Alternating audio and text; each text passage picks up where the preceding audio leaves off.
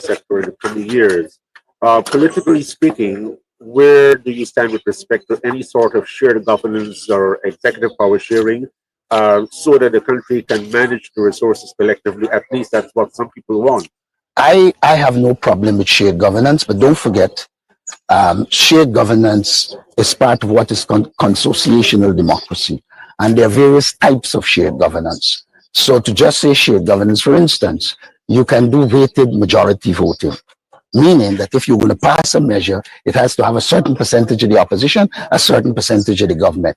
And that is a good mechanism to ensure that there is compromise and consensus.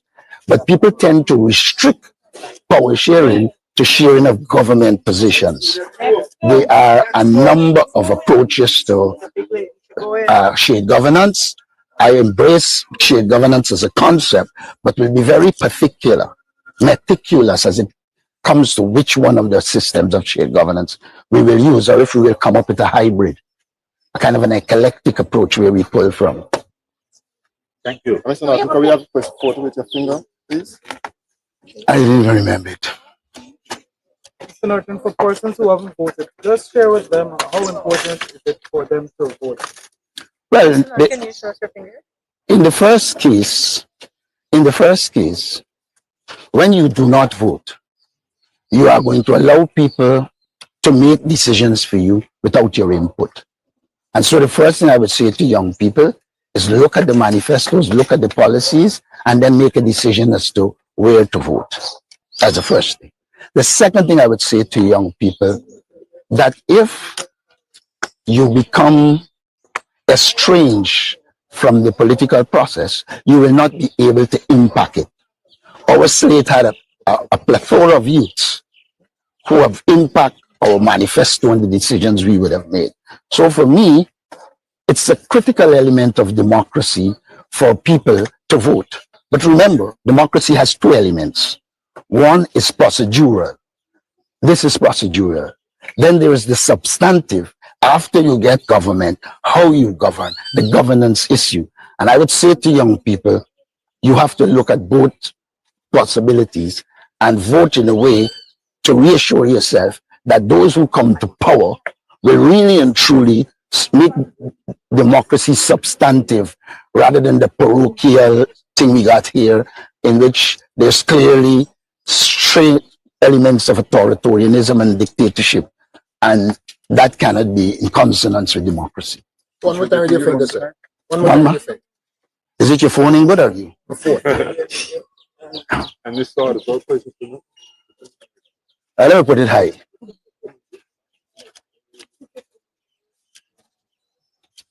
That's it. Thank you. Good. All right. You heard him there. And as you know, Mr. Aubrey Norton could easily be the next president, and we were hopeful of this cooperative oil producing republic of ours. And the team have been advising folks to get out there and vote resoundingly. Of course, you know. For who? That being said, folks, I want to touch base with some of the folks here in the mining town of Linden, where we are, and then we're going to talk to some other folks elsewhere as well, at least one other person elsewhere outside of the mining town of Linden. Let us take you now to the regional chairman, Darren Adams, and also we're going to talk just after Darren. I think you're going to hear from the mayor, and both of them voted early here this morning. Folks, as I say, share the live for us so that as many persons as possible get the valid and credible information. Smash that emoji button for us as well. Darren Adams, the chairman of Region 10, and also Sharma Solomon, His Excellency, the mayor of Linden here. Mr. Chairman, you've just emerged from the polling place. You've casted your ballot, no doubt. How was the experience for you? All right, good morning, Sherrod and members of the media, NCN. Generally, voting appears to be smooth. I had no hiccups. I observed the process. I think at Mackenzie High School here, if every other station across the country emulates what is happening here, we can see a possible smooth elections. You can't use your cell phones. There's a special desk there dedicated for persons to rest their phones. And so the agents and the GCOM staff are able to observe whether somebody may attempt to use such or so. But initially this morning, before coming here, I had to interact with the returning officers because there were some hiccups in terms of GCOM personnel not allowing certain agents into the polling place based on the color of their T-shirt that they were wearing. But the returning officer was quickly able to intervene and remedy that. Are you hearing any reports of presiding officers who might not be turning up this morning? Or any GCOM staff? Yeah, I haven't got any such reports in Linden. It appears as though all of these things have been manned by GCOM staff here in Linden. I haven't gotten any such report. All right. Thank you very much, Mr. Chairman. Yeah, go ahead, sure. Is there any comparative difference between your experience today and back in 2020? Not much of a difference. As I said, things appear to be going smoothly here. Persons are allowed to go in one at a time. You cast your vote. You are not allowed with your cell phone. You leave quietly, and the process was similar to that of 2020. All right, I hope that it continues like this throughout the day. I ask that our people remain vigilant. As you get closer to the 5 o'clock, 6 o'clock hour, there's those who may try to create mischief, and so I ask that everyone remains vigilant during this entire process. Yeah. The ink is not too visible. Let me just get a shot. Oh, yeah. It's gonna likely get dark as you. All right, thanks. Good. Thank you, Mr. Chairman. All right. Mrs. Holman, can you tell me what are your thoughts on the voting process so far? This morning, I am most impressed of the voter turnout first. I think it's important that we see Guyanese prepared to exercise their franchise. I'm very impressed and encouraged by that. I want to encourage, however, more persons to come out and to ensure that they cast their ballots and to exercise their franchise. And the process itself, I know we had concerns when I went in terms of the positioning of the poll, the box, the area for persons to have their votes casted. We were concerned of the positioning persons in the cell phone matter. So those things were brought to the attention of the GCOM representative, and they've started to correct those things. So those were some of the things that we noticed, but otherwise than that, the process so far is okay. Mr. Mayor, I know you've been touching base also some other polling stations. What is your general sense of those polling stations thus far? Maybe name a couple of them, the general area, a sense of how the voting is going. I was at the 1 mile area. I'm responsible for that area. That's a very large area over the Wisma shore, and it represents one of the biggest constituency in round 8 and 6 and 5. And I want to say that we are prepped, our agents from the APNU, we have eyes on every one of our polling stations, at our polling places, and at every box.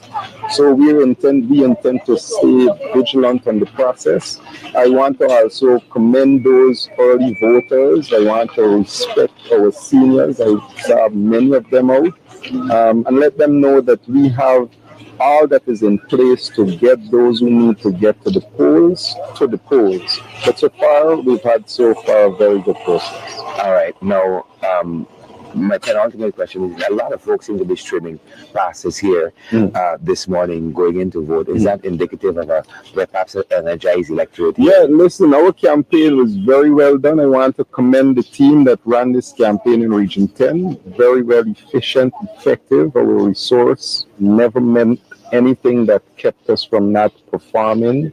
And it was reciprocal in what came from the people in their response to the message that was given. And they were very encouraged by our campaign message, the APNU, putting people first, putting people center, with our people-centered message.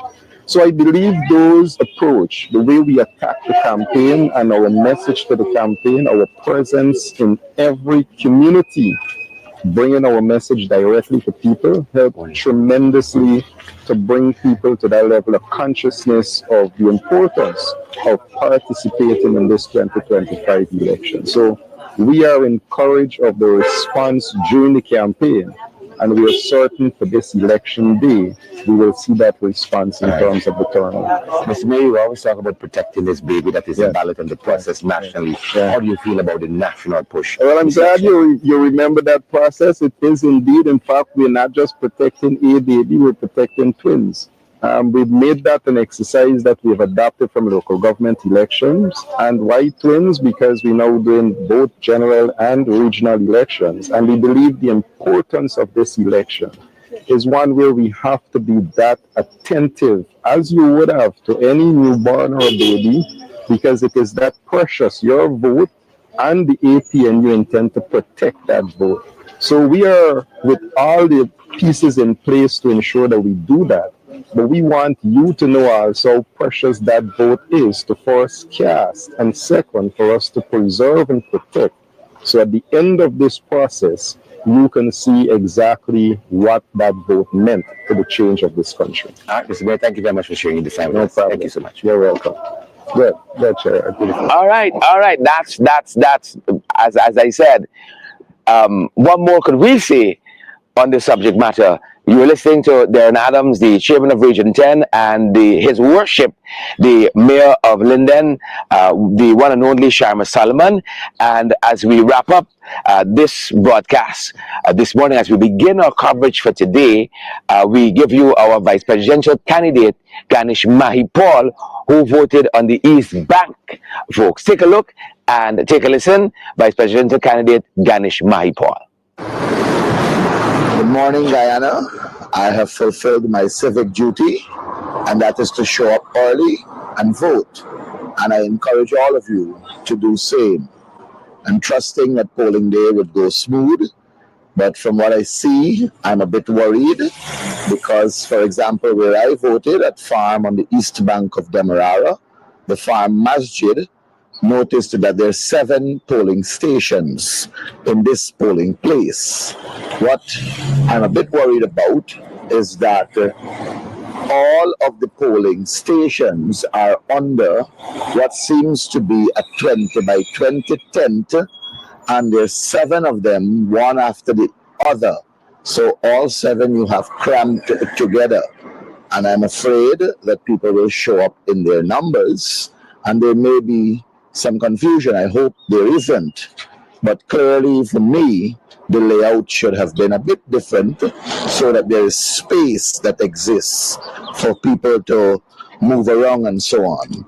As much as many people may be aware, some may not be aware, but they have to go through the process of checking and ensuring that their names are on the list and which polling station they're required to vote at in this polling place. But notwithstanding that, do what you have to do correctly, vote wisely, and the consequences of your vote you will have to face, whether it's positive or negative, depending on how you vote. You can do like me and vote green so you will stay clean. Or you can go the other way if you so choose, but you'll have to face those negative consequences that comes with it. Thank you. And welcome back. You are listening to Ganesh Mahipal, our vice presidential candidate who voted earlier on the East Bank, folks. We're going to leave it there for this broadcast. We're going to see you guys on the next one as we bring you guys another update. And we intend to bring you these updates throughout the day as we continue to post updates on our pages as well on our social media platforms broadly on Facebook and on YouTube as well. That's going to do it for us today. That's our time, and that's our broadcast from the Mackenzie High School here in Linden in Region 10. Stay safe.